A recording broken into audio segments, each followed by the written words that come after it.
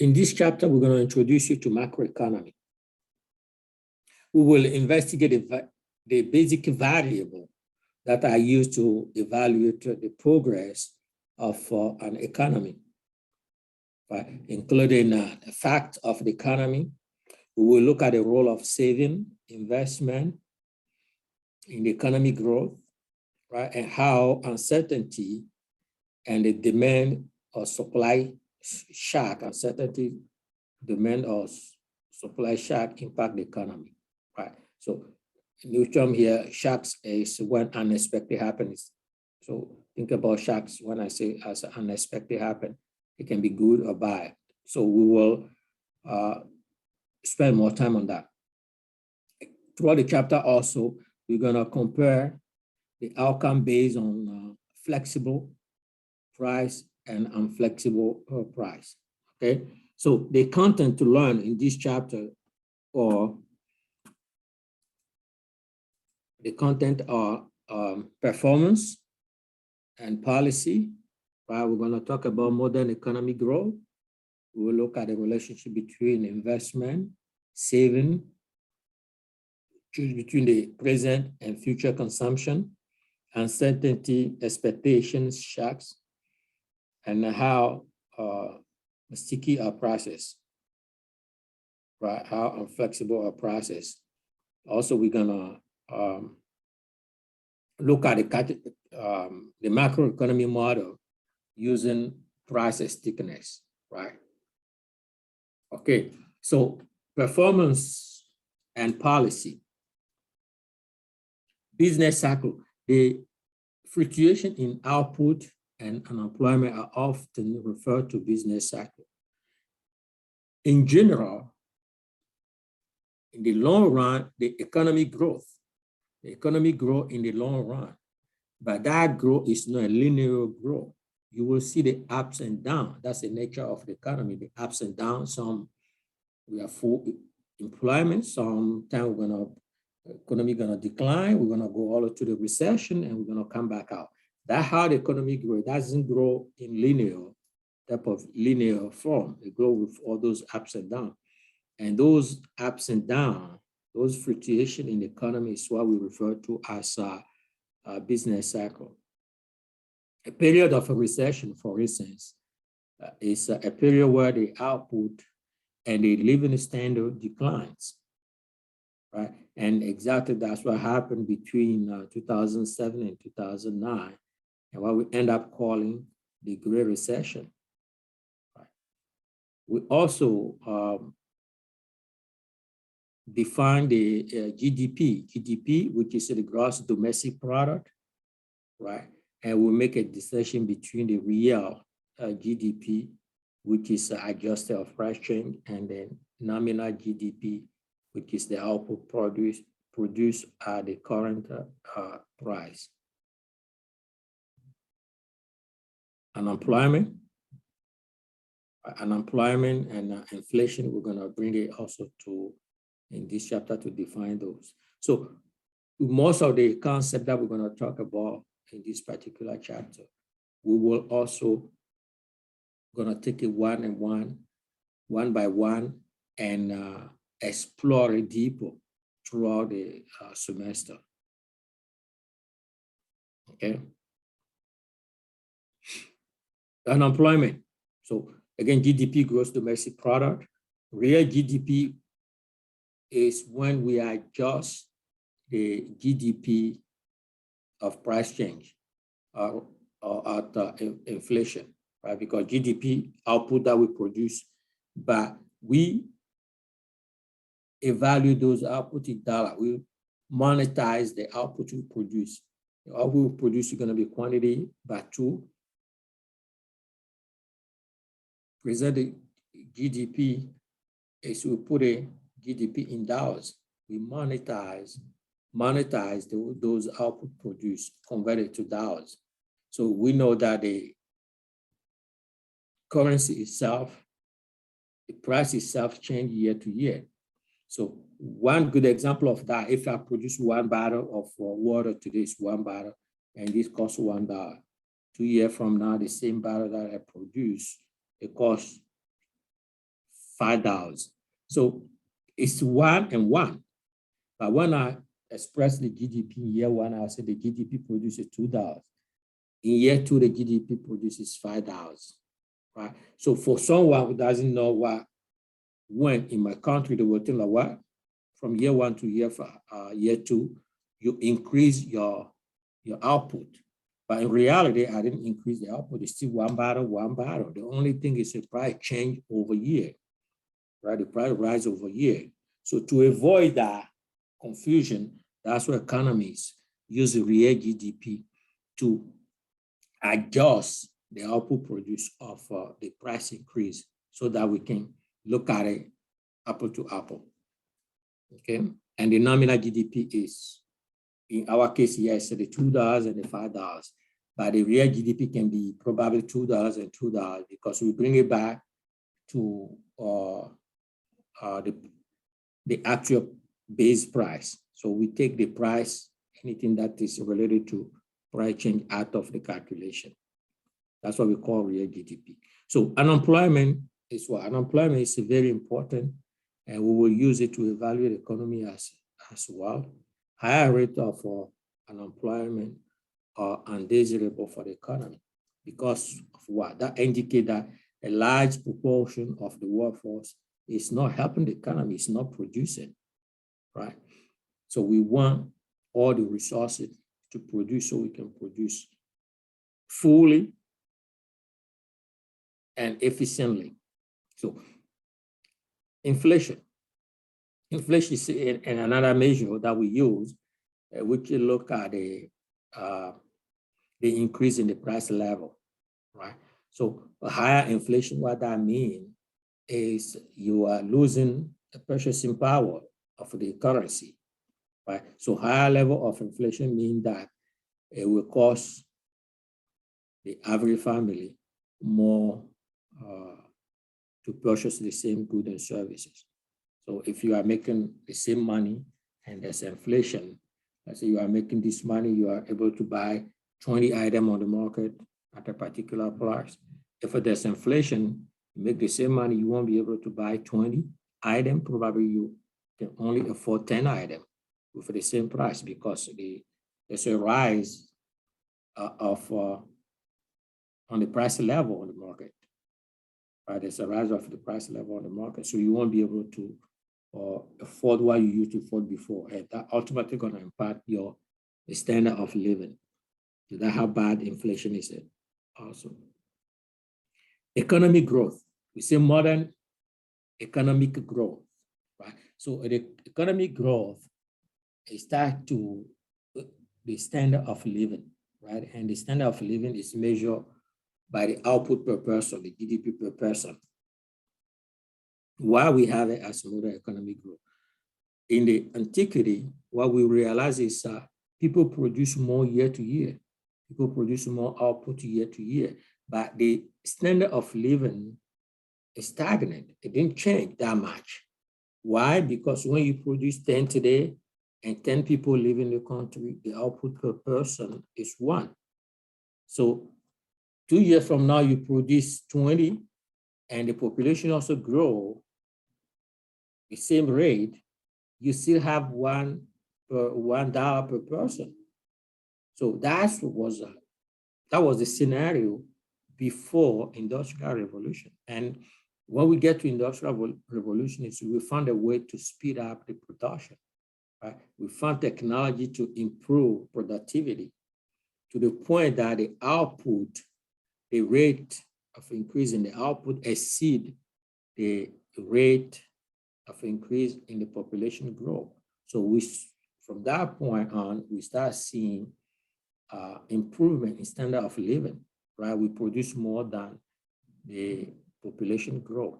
That's why we have that modern economic growth concept, because it's a modern concept instead of, it didn't happen before, we start seeing and after Industrial Revolution.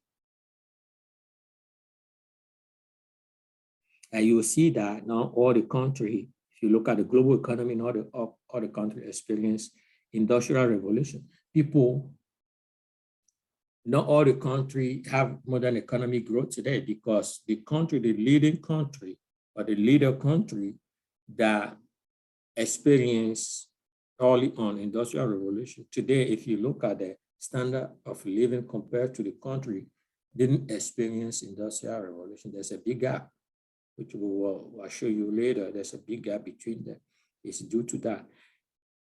Doesn't mean that those following country cannot catch up to the leading country. Yeah, they can catch up if they adopt the technology and set up the law and regulation that favor growth. They can catch up with the leader country. So this global perspective, I show you the disparity that exists in the global economy today. If you look at the GDP per person, from Switzerland to Burundi. So you see that industrial revolution happening in the Western Europe, United States, Canada, and all those countries. You see that they're ahead. But you see also some of the countries that adopted the new technology, you start catching up with the leader country, right? So like China and South Korea, for instance, that catching up with it.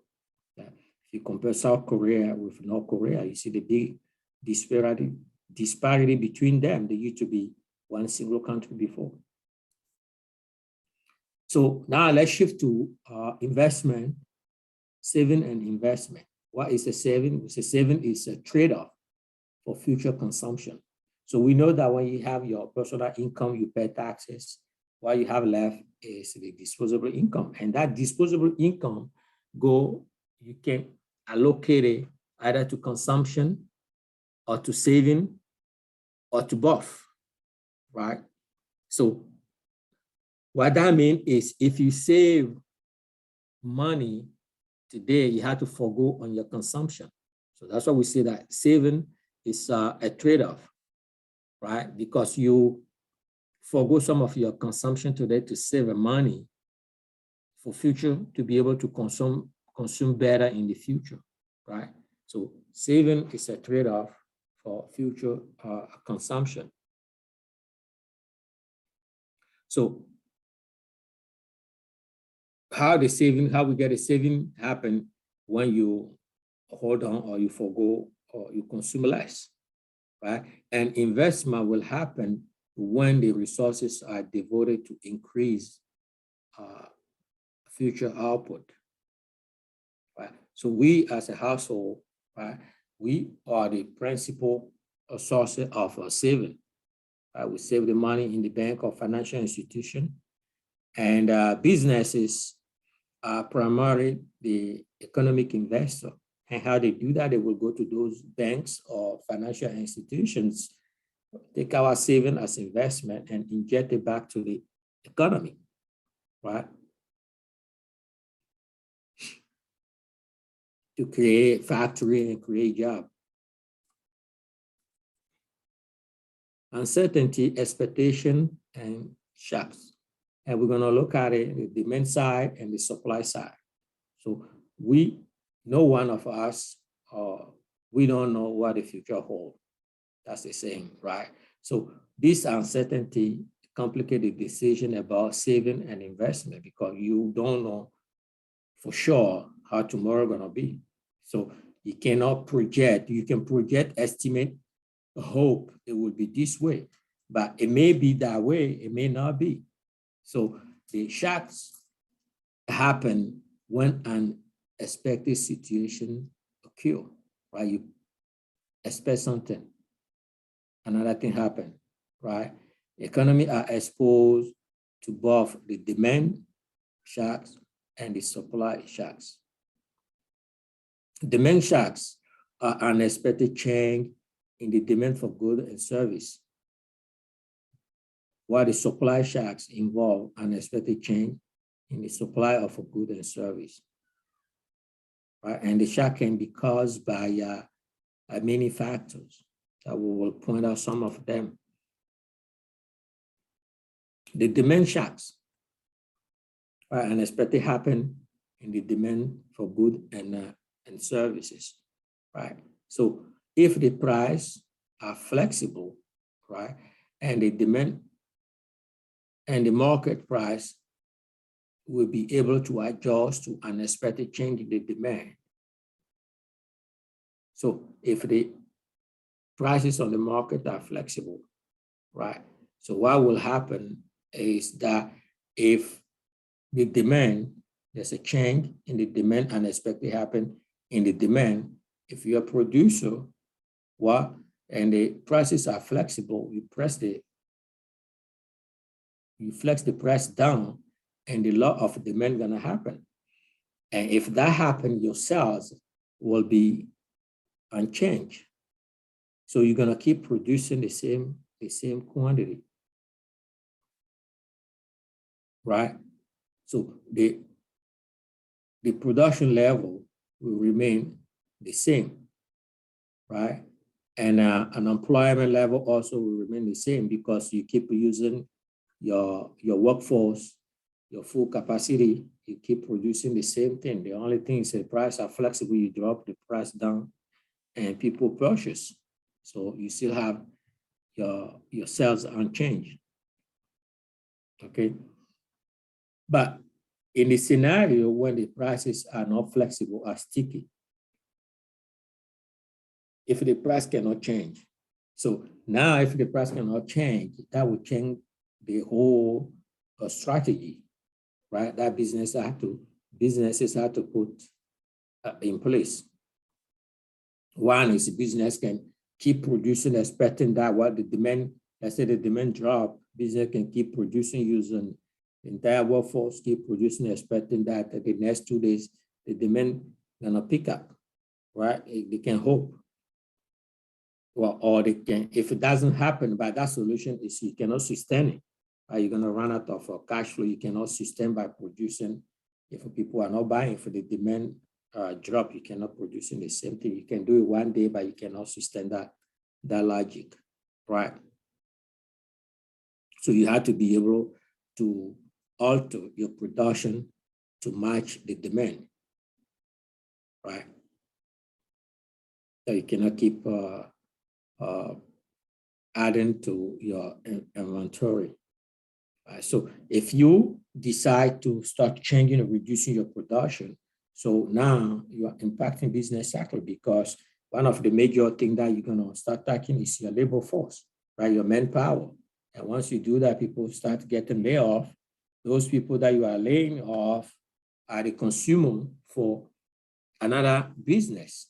And that business, those people not be able to purchase from that business also is obligated to start reducing the production, and that's going to trickle down throughout the entire economy and will create the recession. So let's explore some of the idea and let's look at it on the graph. So this graph over here is the demand shocks happen and flexible prices. So you can see in the graph that in this example over here is a production of 900, capacity of 900 car per week. So if the prices are flexible, if let's say the demand originally are DM and the demand drop, right? So the demand drop, what's gonna happen is you guys need to drop the price from 37,000 to 35,000 and you keep producing the same quantity. So you don't touch your labor force or anything like that. You keep producing you leave your production alone, you keep producing 900 cars a week. Same way, if the demand increase, you just increase the price and you keep producing the same quantity, right?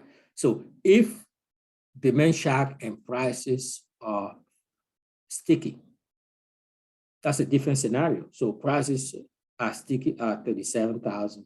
So if the demand originally or the DM 900 car per week and the demand drop, in this case, the only thing you will have to do, you cannot keep adding to your inventory. The only thing you're gonna have to do, you're gonna have to reduce your production. And when you do that, that will touch your labor force eventually, because you slow down your production, you don't need a full capacity to produce anymore because you are producing below full capacity. of 900. The same token, if the demand end up increasing, so same way, since you cannot touch the price, you have to find a way to produce over to meet the demand, right? Which is probably in the short run, you can ask for overtime, you can ask for temporary agency to help you, all kind of thing you can put it in the short run. But in the long run, you have to expand your plan to be able to sustain the production of 1,150. So how sticky are prices on the market? Right? Well, in the long run, all the prices become flexible, right? In the short run, some prices are sticky, right? But unflexible, which means that they do not change frequently.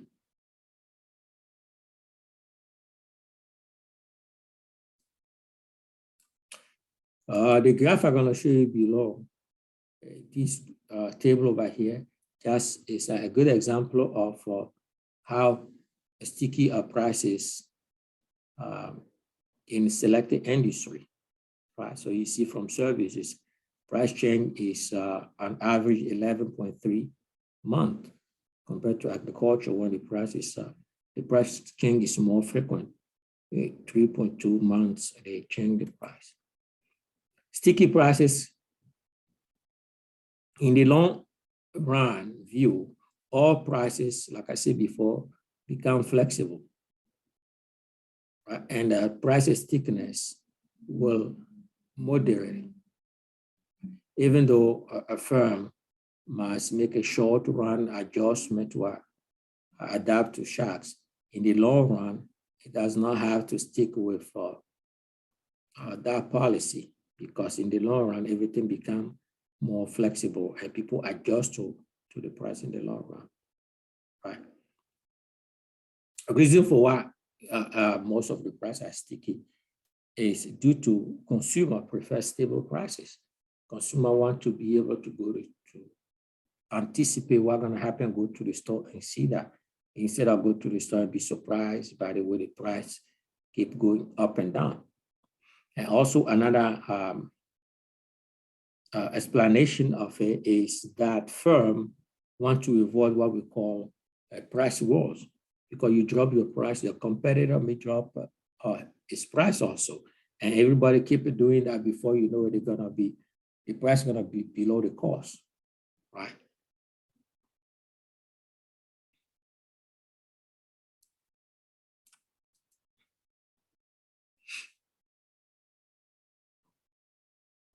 Over time, price stickiness try to be moderate as prices do change, like I said before, in the long run. It is only in the very short run that they tend to be totally sticky, right? And this insight is useful as we look at the various economic model that we're going to go through the semester. So model as the aggregated expenditure and aggregated demand, aggregated supply, that we're going to review in the later chapters, right? And this model will help us to understand economic behavior after the demand shocks, and how time also affect them. So the last word of this chapter, right? When we look at the causes of a price stickiness, one factor that come up is the stickiness of a labor cost. We know that the labor or wages or salary account for 70% of business costs, right? And those labor costs most of them have a contractual, it's based on contractual agreement, right? Union contract, for instance, the salary contract when you hire an employee. So those are the things that make it sticky. You cannot change those in the immediate market period. You need time to the end of that contract or renegotiate another contract to be able to change those rates. You cannot just change it once you sign the contract. Okay. So those are going to be difficult for firms to reduce. There are also behavioral and cultural factors that can come up. One example is if some employee are laid off, right? And for business, in attempt for business to cut costs, right? The rest of the employee, they may become less productive due to the reduced in moral, right? They may be morally impacted because they've been working with people for long, and those people, unfortunately, due to the business downsize, they were laid off. So that's going to have impact on the rest of the employee, right?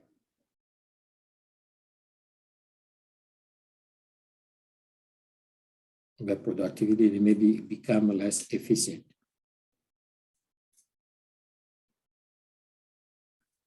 One other thing also is that I want to point out here is why people might say, why we lay off for people, we can just all have a pay cut, right? So to trade off the layoff, it might sound like a good idea, but the pay cut also have its consequence on the employer moral as well.